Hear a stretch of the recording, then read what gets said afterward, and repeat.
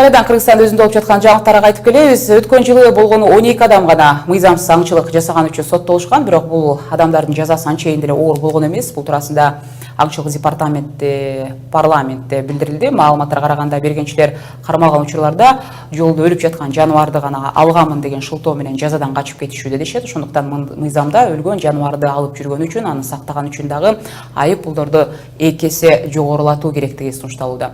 Бул маселени талкуулайлык деп турабыз. Жаратылыш ресурстарын коргоо жана пайдалануу департаментинин жаныбарлар дүйнөсүн коргоо аны калыбына келтирүү бөлүмүнүн башчысы Талантбек Турдуматов менен сөздү улантабыз. Куш келипсиз, Талантбек мырза.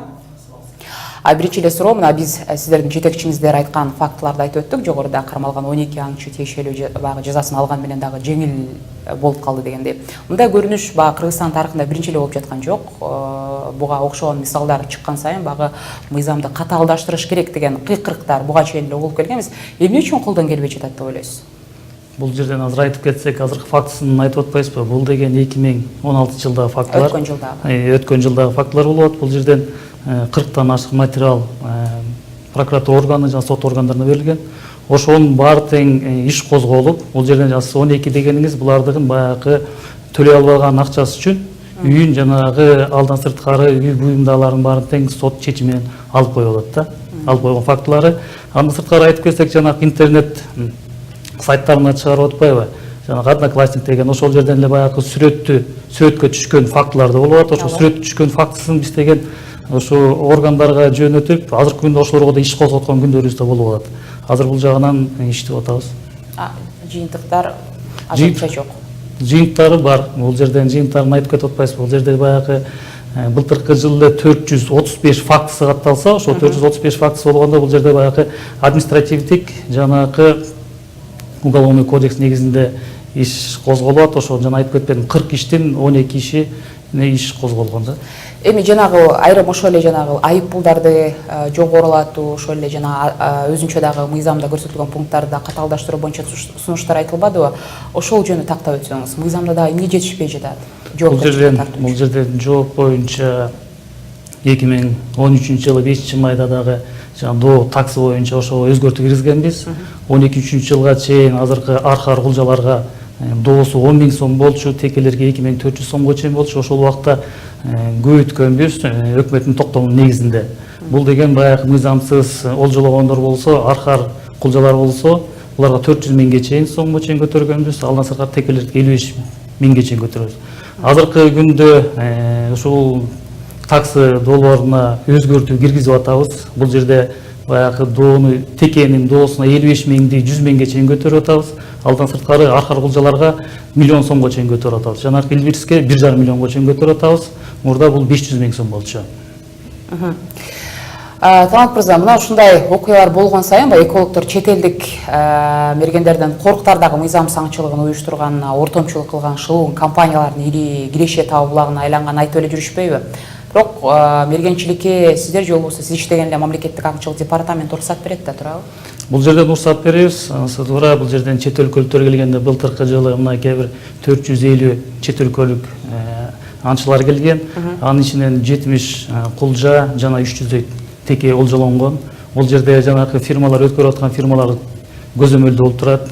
Ошол чет өлкөдөн келген киши келгенде, чет өлкөлүк киши келгенде, бул биздин департаментибизден бир кызматкерлик ошол турбаганда катышат да, ошол жерде актысын түзүп, атса атты деп түзөт, атпай калса аткан жок деп түзүлөт. Мен мисал иретинде бир фактын айта кетейин деп турам, бирок сиз деле билсеңиз керек ал туурасында. Бул өткөн жылы болгон окуя болбоду, жана канадалык Шванкиде аталган мергенчинин Ысык көлдөгү жана Сары Чат, анан Эрташ мамлекеттик коргондагы аркар кулжага тоо теке жасаган аңчылыгы интернеттеги YouTube каналында пайда болгон болчу, анан талкууда жараткан эле. Бирок мындан кийин ошол мергенчилерди коруктун айбагына алып кирип анан аңчылык уюштурган фактылар бар экендиги дагы бул окуядан кийин туура ошондой деген дагы айткан пикирлер болгон. Негизи ушундай одоно мыйзам бузууларга карата сиздердин департамент иликтеп кандайдыр бир чара көрдүңүздөрбү? Бул жерден жанагы Сары Чат Эрташтагы болгон окуя боюнча бул область токтомунун негизинде ошол аңчылык жери деген башка фирмага ошол убакта бөлүнүп берилген. Бул жанагы Сары Чат Эрташтын жерин көбөйткөндөн кийин өкмөттүн токтому негизинде көбөйтүлгөндөн кийин ошол жерди толугу менен ошо Сары Саат Эки Ташка өткөрүп бергенбиз. Бул деген болгон окуя 2013-жылдары болгон окуя болчу. Бул ал убакта деген башка ошол жерде жеке менчик фирма иштеген. Ошол фактысын ошол негизинде көрсөтүп калат. Бул жер деген ага чейин Сары Саат Эки Ташка чейин азыр кайтып кеткен, өткөрүлүп берилек болчу. Ал өткөрүлүп берилекте болгон окуя болчу да. Ал эми өткөрүлүп берилген. Бул боюнча биз маалыматтарды бергенбиз, Ген прокуратурага бергенбиз. Биздин өкмөттөргө толугу менен информациясын бергенбиз да, маалымат. Талбек мырза, буга чейин мамлекеттик коруктун жакка белине жайгашкан аңчылык чарбалары менен ошол мамлекеттик аңчылык департамент биригип алып ошо чет элдик мергенчиликти уюштурууну көмүскө ишкердикке айландырган тууралуу маалыматтар чыккан. Бирок мыйзам боюнча жогоруда айтып өттүк, аңчылык чарбалары гана алга укуга бар да, жанагы аңчылыкка бул боюнча пикириңиз кандай, жана кандай дооматтарга сиздердин даректериңиз айтылган? Бул жерден жана айтып кеткендей аңчылыктар, фирмалар боюнча алып кетсек, 2014-жылга чейин бул Кыргызстан боюнча 80 фирмалар болчу. 2014-жылы токтом негизинде ошо жерлердин баары тең конкурс негизинде берилгенден кийин азыркы күндө бир 52 фирма калып атат. Бул территориялар мурда 10 миң, 15 миң гектар болуп атса, азыркы күндө 70 миң гектар болот. Бул жерде ошо 70 миң гектар болгондон кийин 70 миң гектардын жанагы биз тихий зона деп коебуз да, ошол жерлерди бөлөт да. Ошол жерлерге баягы аңчыга уруксат берилбейт. Таласбек мырза, ошол сиз айтып аткан фирмалар негизи алардын кожоюндары кимдерге таандык? Сиздерден баары катталганда? Бизге элдин баарына эле таандык, анткени булар деген биринчиден стат отчетторду берет, өздөрүнүн налоговый отчетторун берет, ал жерде кызматкерлер иштейт. Бул жерде баягы конкурс болгондон кийин ошол жерде бул баягы образованиясы деп коет атпайсызбы, ошолордун баары тең ушул именно ушул охоту билген аңчы билеттери барлар ошолор конкурска катышкан. Бунун баары тең маалымат боюнча баарында тең эле билинет. Жана мен айтып кеткендей, булар баардык жерге регистрация болушкан да. Бирок негизи ал тууралуу маалыматты алганга мүмкүнбү? Балким азыр эмес, кийинчерээк деле. Жок, ал маалыматты алганга мүмкүн, анткени биздин сайтта баары толугу менен жазылуу. Биздин өзүбүздүн сайт, департамент сайтына кирсе, ошол жерде фирмалардын жетекчилери, ошо жерлери, кайсы лоттор менен уткан жердин территориялары, кайсы жерде жайгашкан, ошонун баары толук маалымат менен баары бизде бар. Сайтта караса, сайтта толугу менен бар. Бул суроону берип жаткан себеби, айрым ошондой жанагындай материалдар чыккан маалда дагы интернетте колдонуучулар жазып жатышат, ошол эле департаменттин өзүндө иштеген кайсы бир чиновниктердин өздөрүнүн эле жеке фирмалары деген өңдө ушундан улам сурап жатам да. Дагы бир суроо, биз билебиз, мындан бир нече ай мурун аңчылыкка тыюу салуу боюнча мыйзам долбоору парламентте өтпөй калган, чоң талкын жараткан болчу. Аңчылыкты уюштургандар чет элдик мергенчилерге ошол канча аркар кулжа, тоо теки аттырган эч ким көзөмөлдөй албай жатат. Бул боюнча багы тиешелүү укуктук ченемдер дагы болгон эмес. Ушундан улам жанагы жаган кабыл алына турган мыйзамдан ошого окшогон жактарды эске алып жатабыз деп демилгечи депутаттар түшүндүрмө беришкен болчу. Бирок баягы бул туура эмес болуп калат го деген пикириңиздерди сиздер дагы айткансыздар. Негизи мындай каршылыктар ошол жанагы балким көмүскө жолдордон куржалак калабыз деген кызыкчылыктардан улам болуп жаткан жокпу? Кандай деп ойлойсуз? Бул жерден мораторий кылабыз деп 2030-жылга чейин деп мораторий кылабыз деген бул токтом эмен мыйзамдын долбоору дагы таанышканбыз, ал менен толугу менен бул жерден бул токтотулганда 2030-жылга чейин толугу менен токтотуп салабыз деген бул жерде стратегиясы, эчтекеси жазылган жок болчу. Биз деген ошол токтомдун өзүнө каршы болгонбуз. Бул жерде деген биринчи мыйзам кылганда, мораторийга киргизгенде биз жана айтып коебуз го, шаговой деп ошол боюнча жазылган жок болчу да.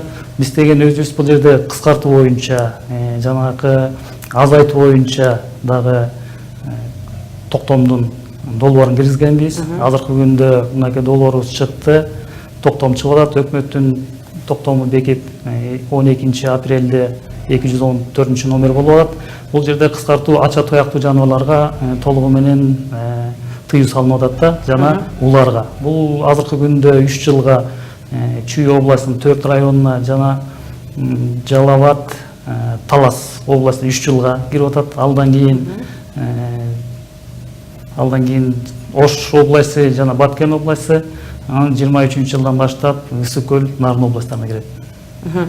Талбек мырза, дагы бир суроону берейин. Жогоруда сиз жанагы жаныбарларга болгон баалар туурасында айтып өтпөдүңүзбү? Жогорулатып жатабыз деп. Ошондо ак эл бирс туурасында айтып өттүңүз. Биз билебиз, багы ар кандай улуттук оюндар өткөн маалдабы же ошол эле багы чоң салтанаттар өткөн маалда тигилген боз үйлөрдө ушул жаныбарлардын терисин көп көрүп калабыз да. Бул кандай бир тескеринче аларды сакташ керек деген пропагандага каршы келбейби деген ойда. Азыркы учурда да ошол материалдар боюнча терилер чыккан болсо, терилерди протокол түзүп алынып атат. Азыркы күндө алдан сырткары азыркы доолорго да киргизип кетип атабыз. Бул таксыга что жанагы мыйзамсыз сактаган үчүн, мыйзамсыз алып бараткан үчүн ошонун баарына жооп берет деген да киргизип атабыз. Анткени үчүн мурдакы биздин жанагы таксыбыз доолор боюнча бул жерде мыйзамсыз анчы кылса, же болбосо мыйзамсыз алган болсо ошого эле коюлчу да. Азыркы убакта деген ошо толугу менен ошого киргизип атабыз, жазылды. Анын баары тең мыйзамсыз алып баратканда, мыйзамсыз алып алса, мыйзамсыз сатып алса, мыйзамсыз сактаса, ошонун баарына ушул негизде жооп берет. Рахмат маегиңизге, Талантбек мырза. Жаратылыш ресурстарын коргоо жана пайдалануу департаментинин жаныбарлар дүйнөсүн коргоо калыбына келтирүү бөлүмүнүн башчысы Талантбек Турдуматов менен 11 каналынын түз эфиринде баарлаштык. Бул талкуулаган теманы бир нече секунддан соң кайрадан улантмакчыбыз.